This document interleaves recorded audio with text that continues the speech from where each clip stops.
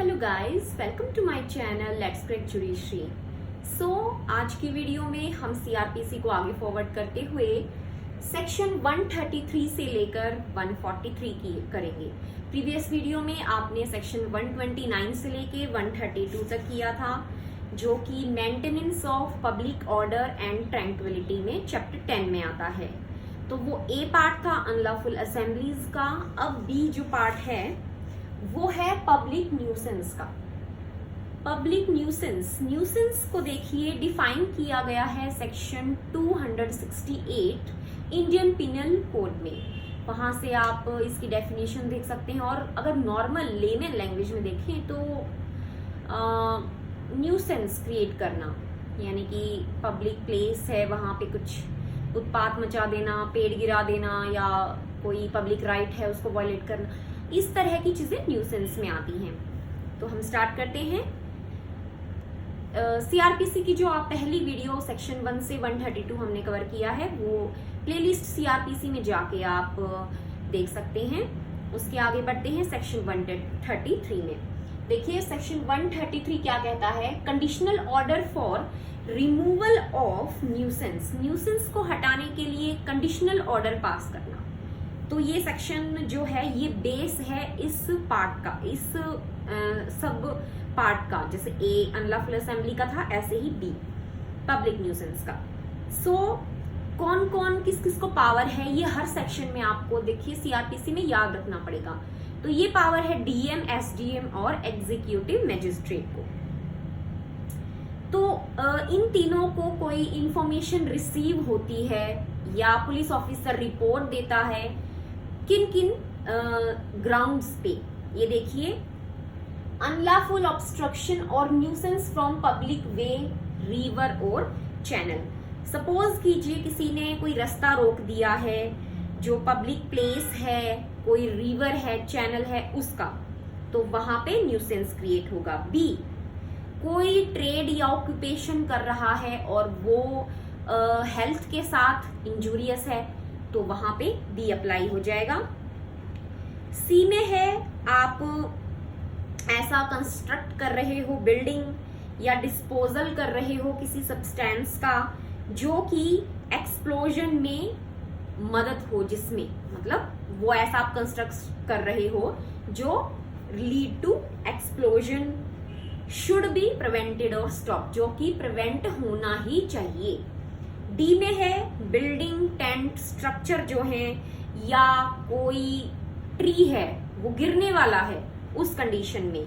ई में है tank, well, excavation adjacent to any such way, यानी कि कोई रास्ता है उसके पास कोई ऐसी चीज, टैंक, वेल है जो कि fenced in such a manner, उसको फेंस जिस तरीके से किया हुआ है, मतलब दीवारी लगाना, कि वो डेंजर हो सकता है पब्लिक को लेके। और एफ में आता है जैसे गांव में हम सुनते हैं चीते वीते घुस जाते हैं, तो वहां पे ये सेक्शन आता है 133, ठीक है। That any dangerous animal should be destroyed, confined और अदरवाइज डिस्पोज्ड ऑफ, क्योंकि वो अगर कुछ उत्पात मचा रहा है तो उसे तो ले जाना पड़ेगा, तो वो डिस्ट्रॉयड, या तो उसको मारो या उसको पकड़ के ले जाओ, इस तरह से ये सभी इसमें आते हैं। तो ये जो ऊपर मजिस्ट्रेट थे, डीएम, एसडीएम और एग्जीक्यूटिव मजिस्ट्रेट, ये कंडीशनल ऑर्डर पास करेंगे। जो पर्सन है ऐसा लगता है यही ऑब्स्ट्रक्ट कर रहा है, उसे आप बोलेंगे कि भाई इस टाइम पीरियड के अंदर अंदर आपको सब कुछ ठीक करना है। न्यूसेंस है तो उसको रिमूव करना है। अगर आप कुछ ऐसा ट्रेड ऑक्यूपेशन कर रहे हैं जो हेल्थ के लिए इंजूरियस है तो उसको रोकना है, या कोई बिल्डिंग है उसको स्टॉप करना है, या कोई जैसे ट्री गिरने वाला है उसको सपोर्ट, किसी पर्सन के अगर अंडर में आते हैं तो उस पर्सन को ऐसे बोलना, या जो टैंक, वेल, एक्सकेवेशन है उसकी फेंस को ठीक तरह से करना, या जो डेंजरस एनिमल सपोज किसी का है, अगर मान लो चीता वगैरह तो नहीं होगा, सपोज कुत्ता ही है, पागल हो गया है, तो जो उसका मालिक है उसको बोलने का। तो ये सभी जो है ये कंडीशनल ऑर्डर हैं बाय मैजिस्ट्रेट। तो अगर वो मान जाता है तो ठीक है, नहीं मानता है तो फिर आगे आने वाले जो प्रोविजन है ये उसी इंसान के लिए है। तो एक स्टोरी की तरह इसको याद कर लीजिएगा, बिल्कुल आसान रहेगा, आपको सेक्शन भी याद हो जाएंगे। और if he object so to do to appear before himself और some other executive magistrate, himself मतलब कि मजिस्ट्रेट के जिसने ऑर्डर पास किए हैं, या किसी एग्जीक्यूटिव मजिस्ट्रेट के सामने भी वो मना करता है जो उन्होंने टाइम प्लेस फिक्स किया है उसके अकॉर्डिंग, तो वहां पे उसको शो कोस नोटिस भी भेजा जा सकता है। और no order duly made by a magistrate under this section, यानी कि जब किसी भी मजिस्ट्रेट ने कोई ऑर्डर पास किया है तो वो किसी भी सिविल कोर्ट में क्वेश्चनेबल नहीं होगा। पब्लिक प्लेस को डिफाइन किया गया है एक्सप्लेनेशन में कि पब्लिक प्लेस क्या है।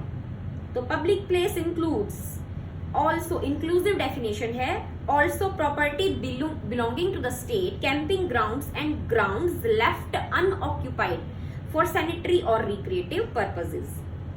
उसके बाद देखिए सेक्शन 134 में कहा गया है कि सपोज उस पर्सन को हम समन भी भेज सकते हैं, बेसिकली 134 में यही कहा गया है। और इसके बी पार्ट में कहा गया, सेकंड सबसेक्शन में कहा गया है कि समन सर्व्ड नहीं हो रहे हैं तो आप प्रोक्लेमेशन का भी यूज कर सकते हैं, हम पहले पढ़ के आए हैं इस चीज को। तो स्टेट गवर्नमेंट जैसा भी मैनर बताएंगे उस हिसाब से आप प्रोक्लेमेशन का नोटिफाई कर सकते हैं, पब्लिश करवा सकते हैं किसी न्यूज़पेपर में कि ऐसे ऐसे पर्सन जो भी है।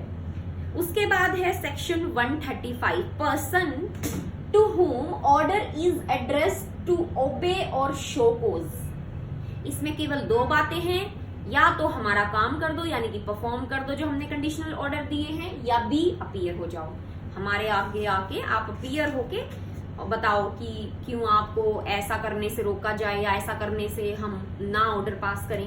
ये 135 में है। उसके बाद 136 में, अब ये सही चल रहा है, फेवर में मजिस्ट्रेट के है। अब देखिए 136 में वही मना कर देता है वो पर्सन।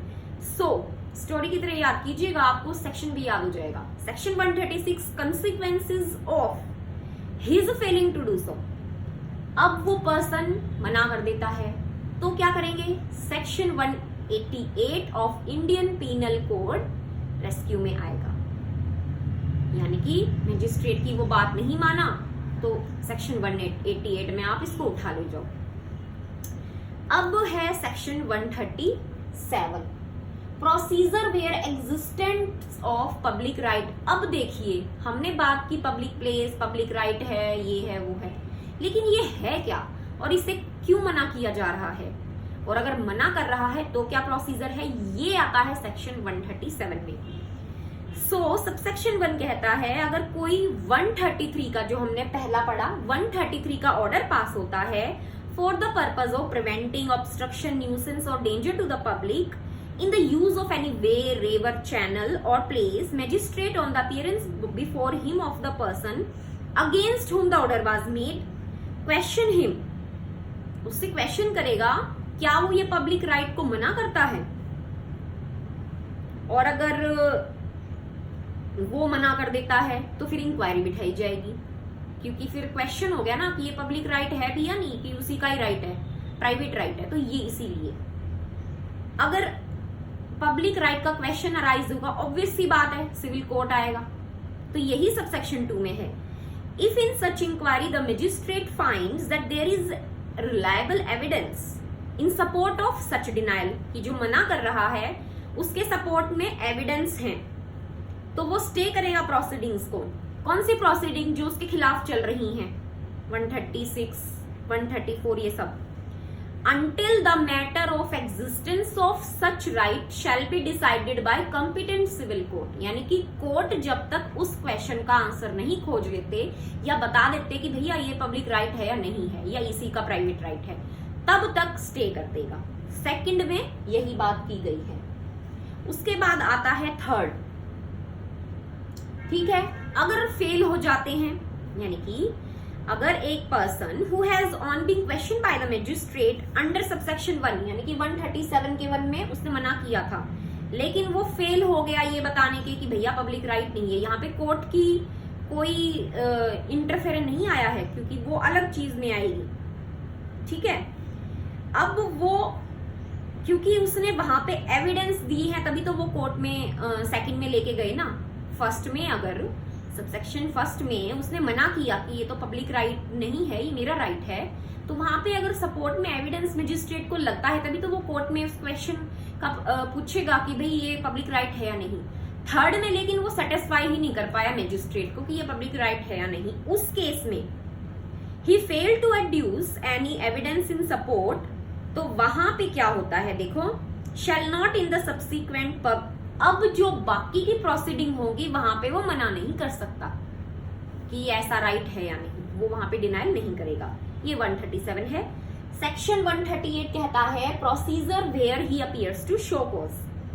अब 133 में मैंने बताया कि शो कॉज अगर वो नहीं मानता है तो शो कॉज नोटिस भेजते हैं कि आपको ऐसा कंडीशनल ऑर्डर के लिए क्यों नहीं बोला जाए। वहां पे शो कॉज अगर ऑर्डर के खिलाफ होता है, the magistrate shall take evidence. अब मैजिस्ट्रेट जो है वो एविडेंस लेगा, किस तरह से लेगा, सम्मन केस की। ये प्रीलिम का क्वेश्चन है कि पूछा गया था कि जो सेक्शन 138 में या न्यूसेंस में जैसे एविडेंस लिए जाते हैं रिगार्डिंग शो कॉज नोटिस, तो उसके अंदर आप ये किस केस की तरह एविडेंस लिए जाएंगे, इनकी वारंट जो है केस या फिर जो भी आपको सीआरपीसी में आगे ट्रायल में पढ़ने को मिलेगा, तो वो होगा समन केसेस में। ये ध्यान रखिएगा, प्रीलिम का क्वेश्चन है। सेकंड, अब सब सेक्शन सेकंड क्या कहता है देखिए, मैजिस्ट्रेट सेटिस्फाई होता है that the order either as originally made और subject to such modification as he consider necessary is reasonable and proper, the order shall be made absolute without modification as the case may be with such modification. Simple है। और अगर satisfy नहीं होता तो no further proceedings. तो इसमें show cause notice पे ही है बेसिकली। सेक्शन 139 के अंदर है कि लोकल इन्वेस्टिगेशन होगी और एग्जामिनेशन एक्सपर्ट्स का होगा। किस केस में, 137 और 138 के रिगार्डिंग, जो हमने कहा ना प्रोसीडिंग्स चलेंगी फिर, तो उसके अंदर आपको लोकल इन्वेस्टिगेट करना पड़ेगा और एग्जामिनेशन एक्सपर्ट की जो एग्जामिनेशन होगी, यानी कि ये जो चीजें ऊपर 133 में कही गई थी, क्या ये सच में हो रही हैं, नहीं हो रही हैं, उस इंक्वायरी में ये चीजें आएंगी 138 में। तो उसके लिए एक्सपर्ट को बुला सकता है, समन करवा सकता है पूछने के लिए। सेक्शन 140 में कहा गया है power of magistrate to furnish written instructions when the magistrate direct a local investigation. उसने 139 में जो लोकल इन्वेस्टिगेशन की बात की, उसके रिगार्डिंग वो पर्सन को बुला सकता है with such written instructions as may seem necessary. ये किसी भी पर्सन के लिए आ सकता है, कोई गवाही देना चाहे उसके लिए। और declare by whom the whole और any part of the necessary expenses of the local investigation shall be paid. यानी कि अगर वो लोकल इन्वेस्टिगेशन करवाएगा तो वो मैजिस्ट्रेट को ये भी तो बताना होगा ना कि जो भी ये खर्चा आएगा ये देगा कौन, और जो भी ऐसे सच पर्सन की रिपोर्ट होगी, जो मतलब एक्सपर्ट बुला रखे हैं, वो एविडेंस में भी आगे यूज हो सकती है। और उनको एक्सपर्ट को बुलाएंगे तो वो भी खर्चा कौन उठाएगा, वो भी मैजिस्ट्रेट बताएगा। Where the magistrate summon and examine an expert under section 139 में बुलाया उनको, तो वो कोस्ट जो है समनिंग और एग्जामिनेशन की वो भी डायरेक्ट करेगा कि भैया कौन पे करेगा। ठीक है, ये मैजिस्ट्रेट की पावर होगी।